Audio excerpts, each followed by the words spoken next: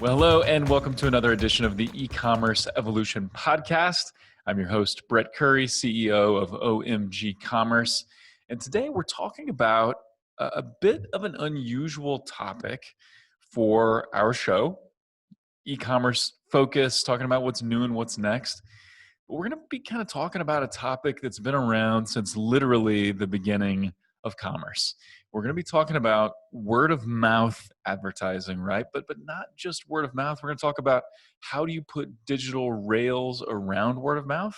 And if you don't know exactly what that means, that's cool. We're going to explain that and show you why it's powerful and how it can work. And we're also going to talk about building an ambassador program.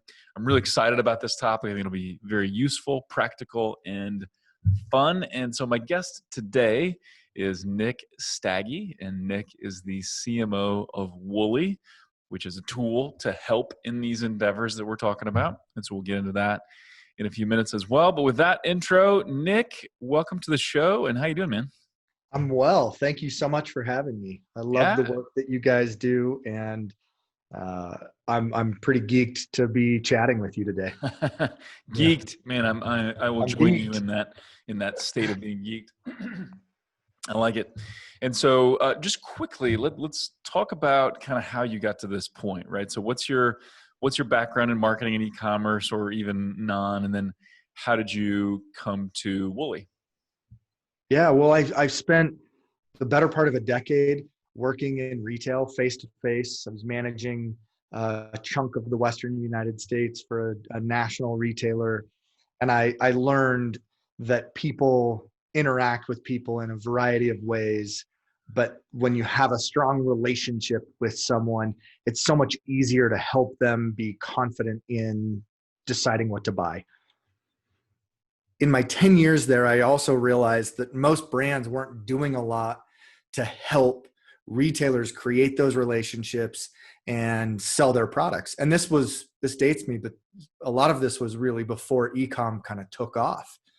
So I left retail and I went and I worked for companies like Skullcandy and GoPro, building out these global advocacy or ambassador programs. We started with retailers and then we moved our way into press and athletes and influencers and distributors and you name it.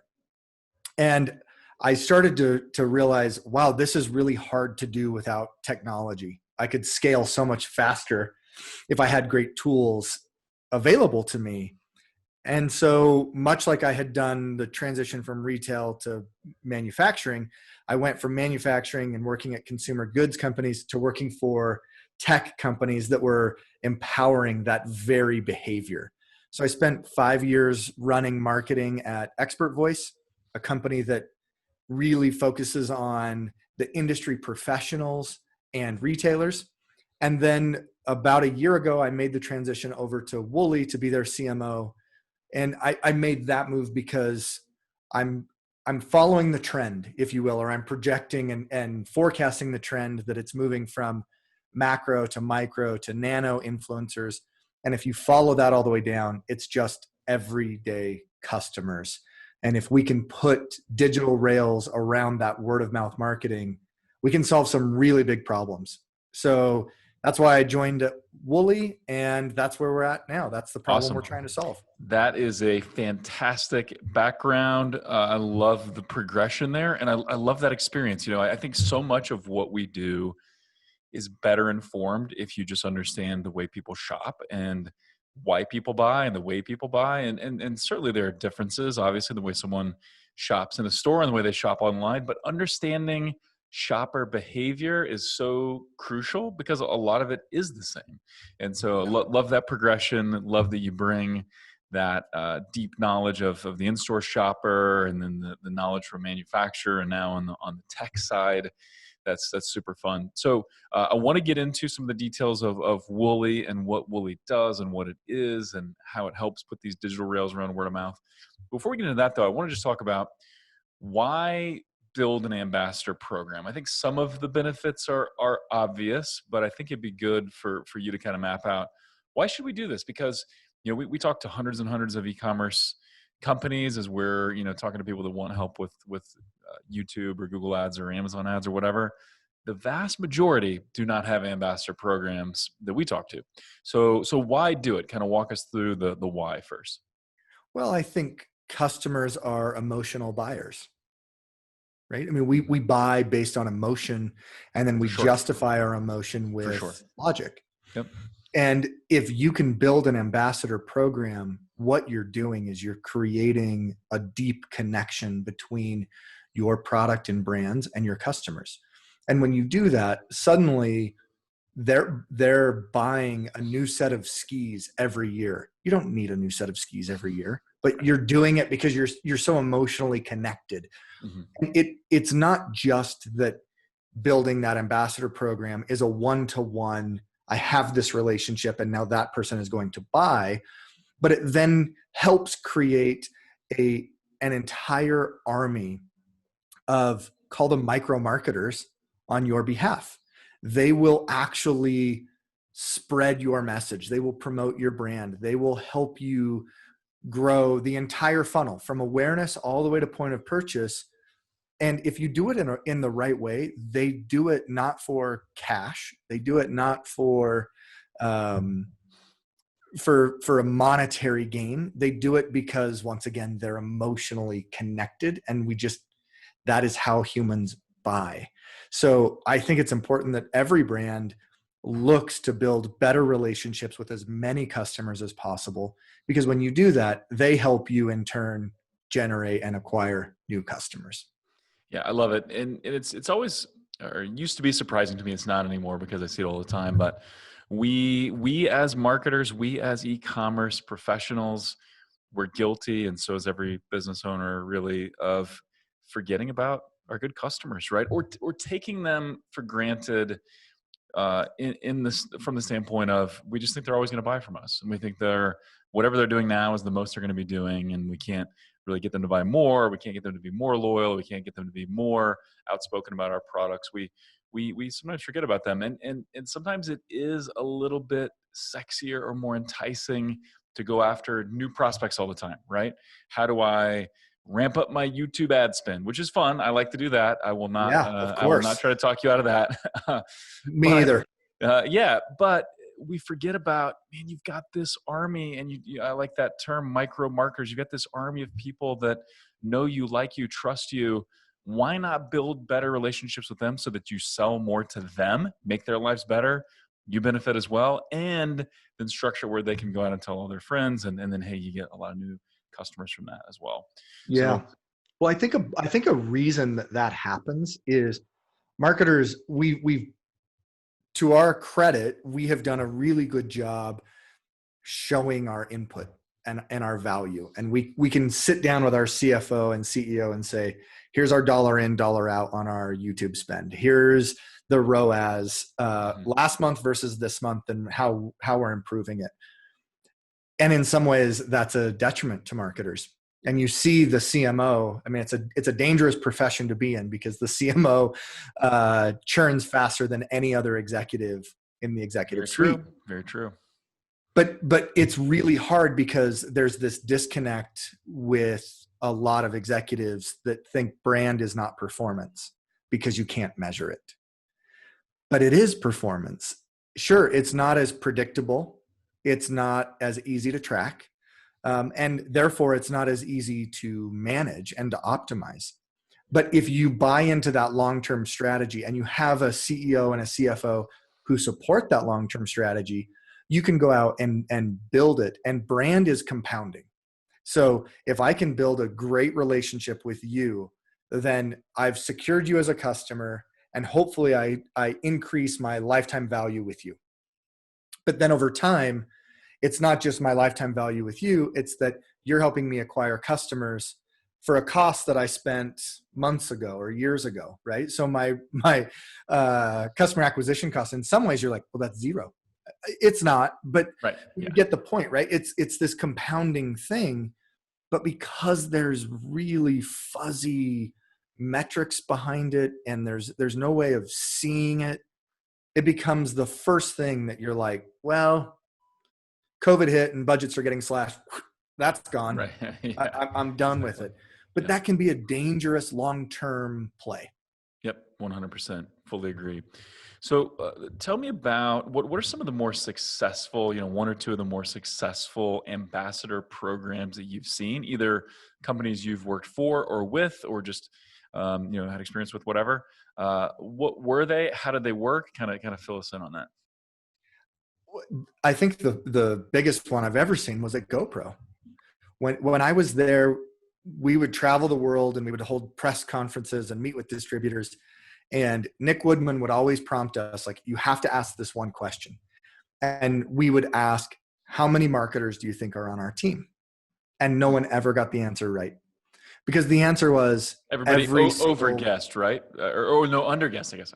underguessed. They were like, oh, you're a huge company. I don't know, 100, 300, like, how big is your company? We're like, well, at this point we have 1,400 employees. Okay, yeah, maybe 250, I don't know. And our answer always blew people away because we were like, we genuinely believe anyone who's ever bought a camera or used a camera is on our marketing team. And we tried to treat them as such. And when you do that, and look, GoPro also just like hit at the right moment with digital and YouTube, and the product itself is very viral. Yeah.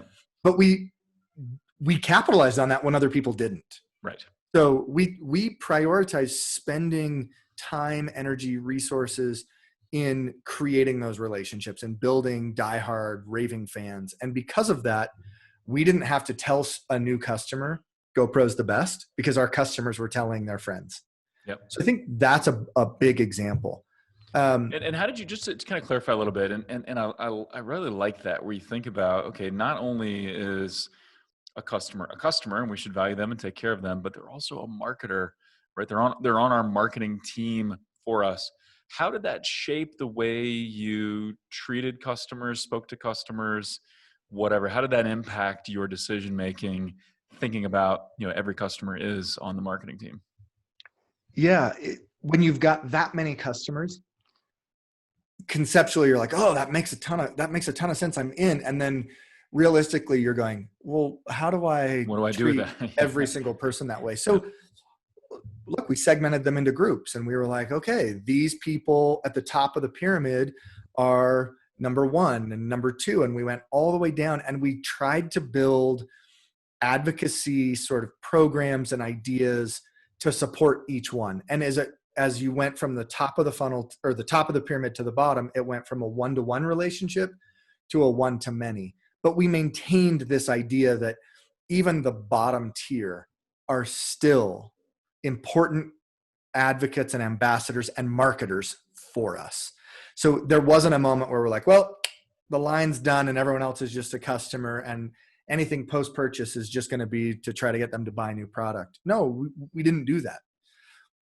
So we had a whole range of things that came to play, but this was one of the problems that I faced is, okay, well, the one-to-one I can do, the one-to-a-few I can do, but one-to-many globally, how in the world can I do that? The only answer is with technology. The only answer is to have a tool or set of tools that help you build those relationships and empower people and give them the things that they need to then go do what you're asking them to do. Yeah, I love that. And sometimes, it makes sense to do the one-to-one or one-to-a-few to your best customers are going to be really active in referring and bringing business in. It totally makes sense to do that. And it's very valuable. But sometimes that longer tail, the one-to-many, you may get more total business from that. You need structure. You need tools. You need technology to facilitate that and make that happen. So. It's such an interesting point, because if you look at the world of influencer marketing, really, I find it fascinating how it came about with Instagram and Snapchat building these massive monthly active user bases, and then telling marketers, like, middle finger, you can't advertise to our audience.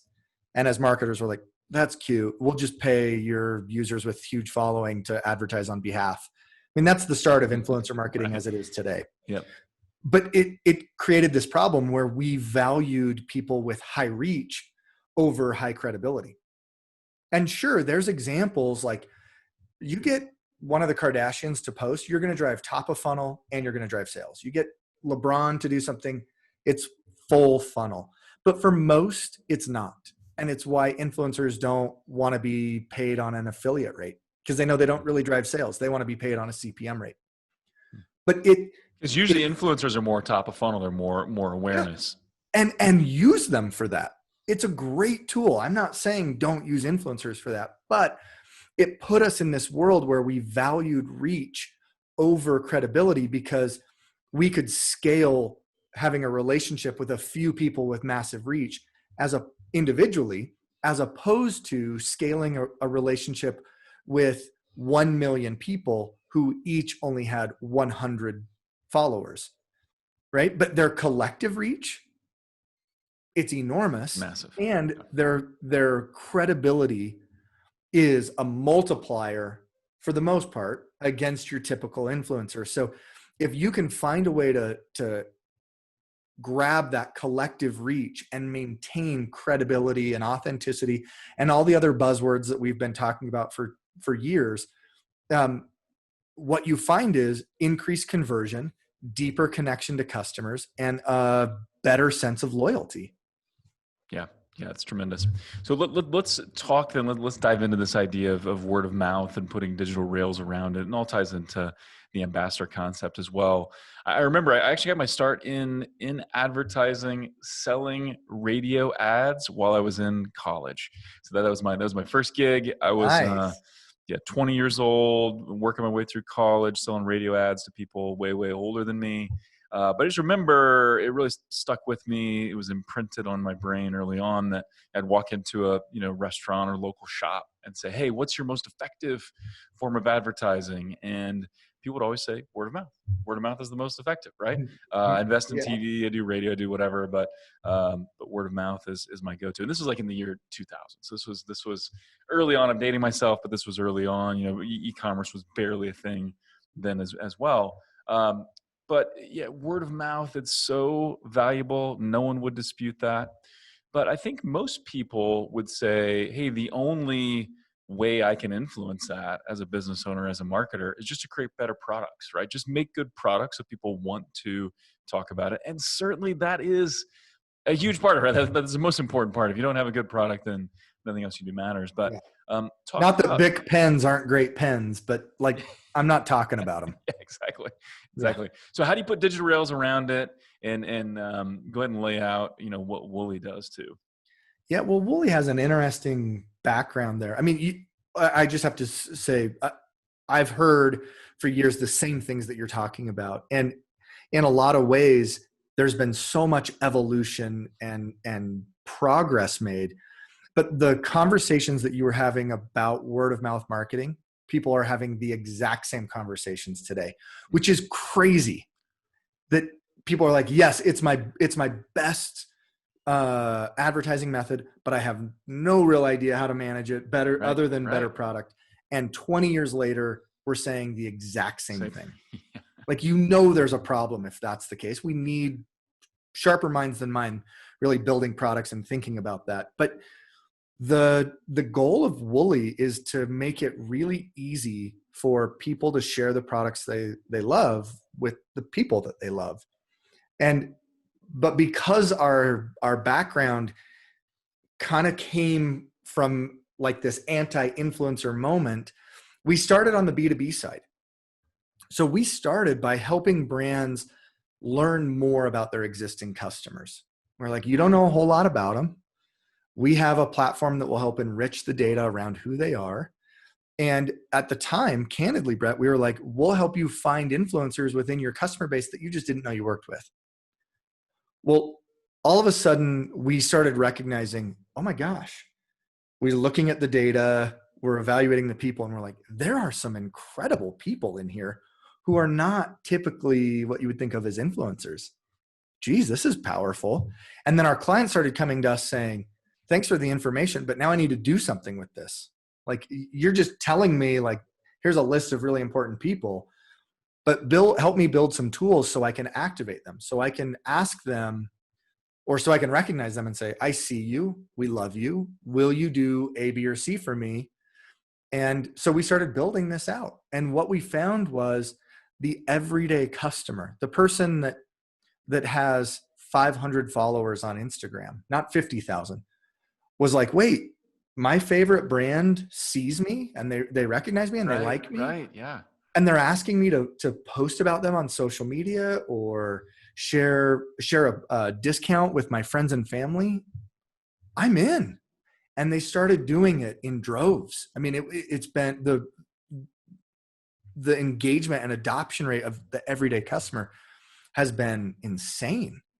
And so we have brands now that just through the Wooly platform, just asking their customers, thank you, we see you. Now here's a friends and family discount to share with your friend. We're not giving you anything in return, but if you want, you can hook up a friend.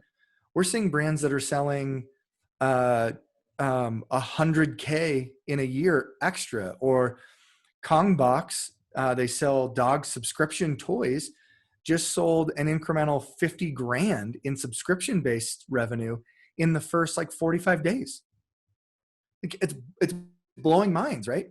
Well, what we're now realizing and what we're building is this is a great tool for the brands to have visibility into who their customers are, activate them to do more, and then measure the return.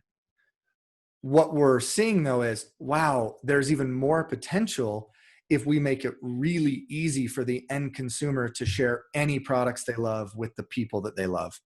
So we're building an app. We're building an app that essentially allows you to aggregate all of your products into this Wooly app. And Brett, you and I are hanging out, and we're having a barbecue at my house. This is a real story. This sounds instead really of good. you, Yeah. this is a real story with my parents. For the record, you did not invite me to this barbecue at your house, but I appreciate the retelling. Next time. I'm there in spirit. So that's cool. Yeah. So over Memorial Day weekend, I had my parents over and I opened up the Traeger and we smoked food, and it was wonderful. Which is a fantastic barbecue grill, pellet grill usually, correct? Is this a pellet grill? Yes, it's a pellet grill, and it does everything. It can act like an oven or it does everything. They're so good. But so I'm cooking on it, and my dad kind of walks over. He's like, "This is interesting. I haven't seen one of these before." And he eats the food, and he's like, "Okay, I have to have this. Like, tell me." Well, I walked him through it. He ended up going and buying one. He bought it at Ace. Here's the problem with that story. I wasn't able to help my dad get it at a great deal. Traeger has no idea that I recommended that product to my dad. And Traeger has no idea that my dad bought the product. They know we sold one more unit at Ace. Mm-hmm. But they have no insight into anything else that's happening. So with the Wooly app, in that scenario, I would tell my dad, "Oh, you like it? Well, here, let me pull up in my app. I can share a link with you that gets you free shipping or pellets for life for free or 20% off or whatever Traeger wants, right? Here you go, Dad." And then my dad receives that in his phone and he clicks and he buys direct, or he buys through Ace. It doesn't matter, right? Traeger now knows, oh, Nick owns that product. He shared it with someone and that person bought it.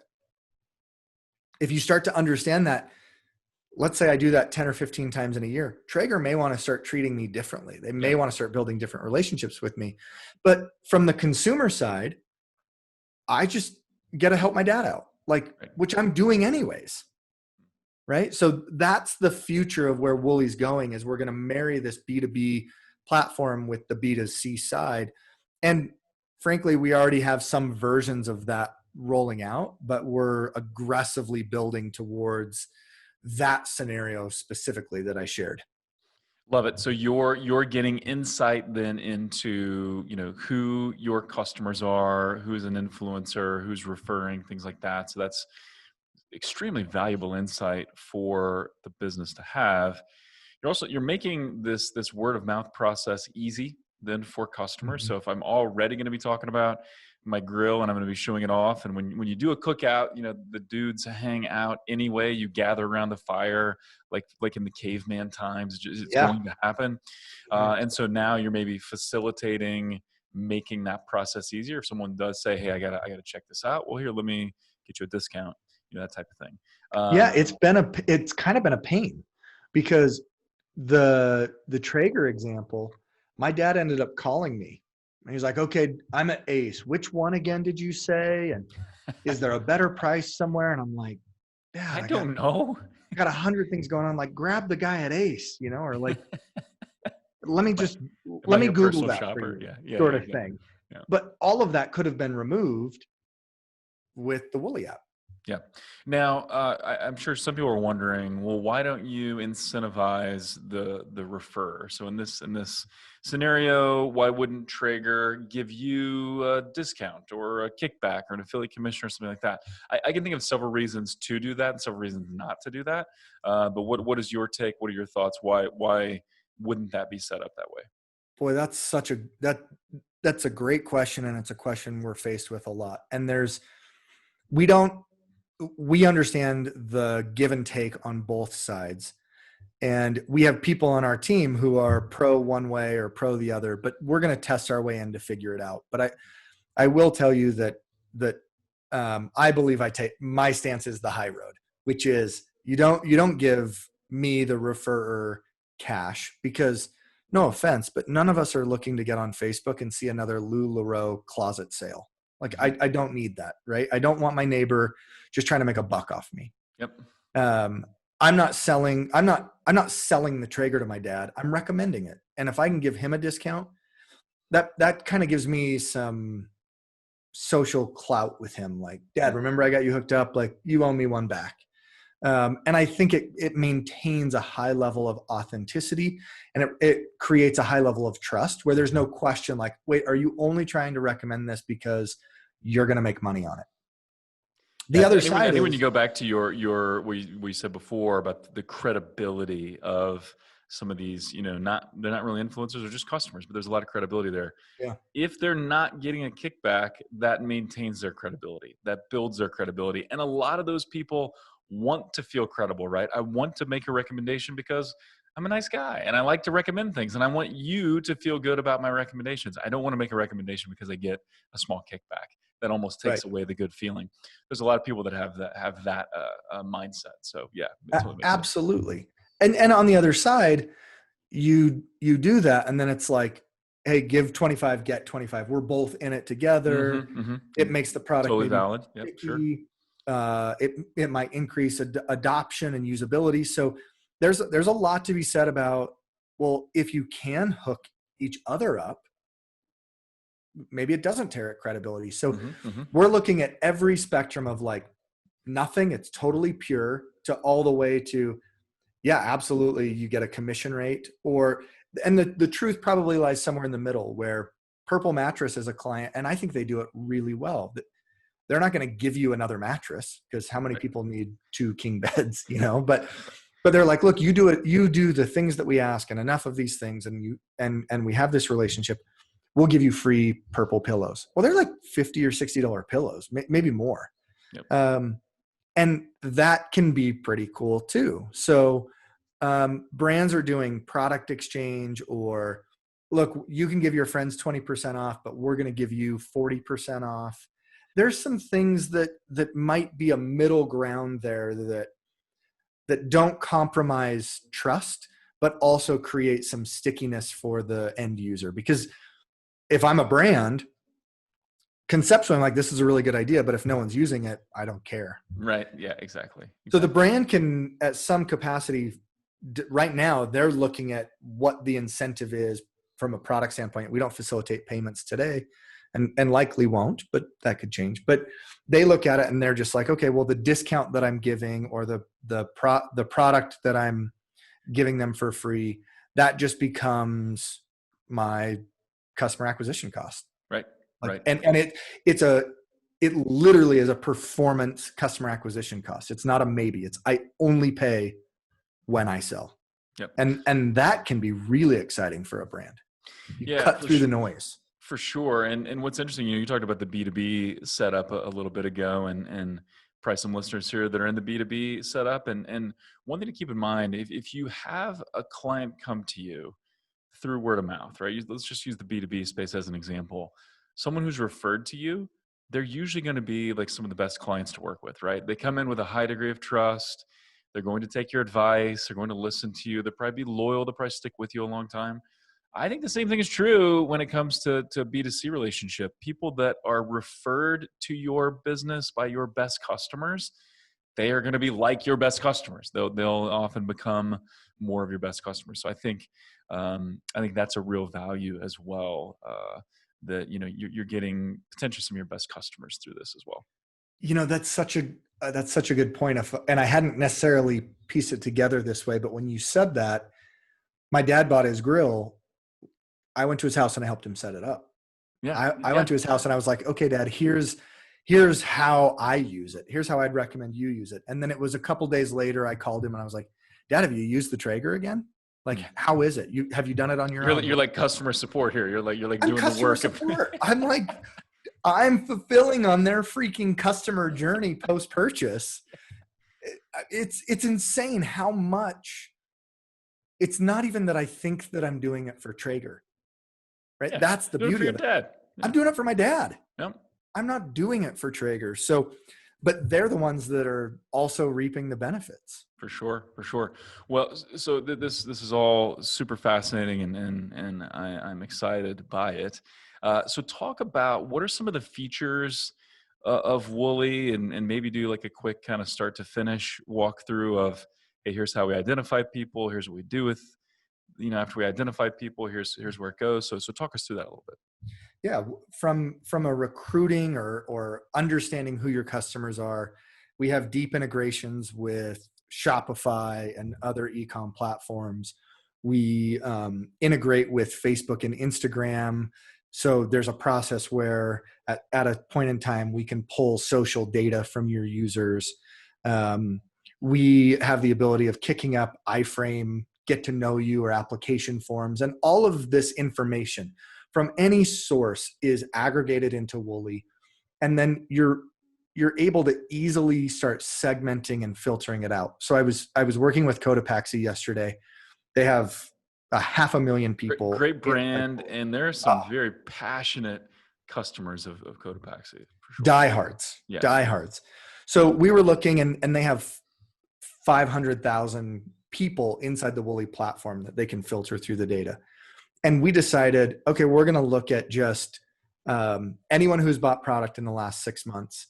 We're going to look at anyone who has mentioned the brand on social media once, has an engagement score of those posts on social above 3%, and has made a recommendation to a friend. The list, awesome. That fast, 107 people. So we're like, okay, we're starting to find some powerful people. Notice we didn't look at reach or follower count or any of that stuff. And then from there, we said, okay, well, what sort of things do you want them to do? And we built a campaign brief. And so this campaign brief goes out to those 107 people and says, we love you. Thank you. Here's something we're doing, and we'd love it if you'd be a part of it. Here's how it works. And then when those 107 people activate on their behalf, everything is tracked back into Wooly, and we can measure of the 107, here's how many did everything. Here's what that looks. Here's the content that they created. Here's how many sales it drove. Here's the engagement rate on social.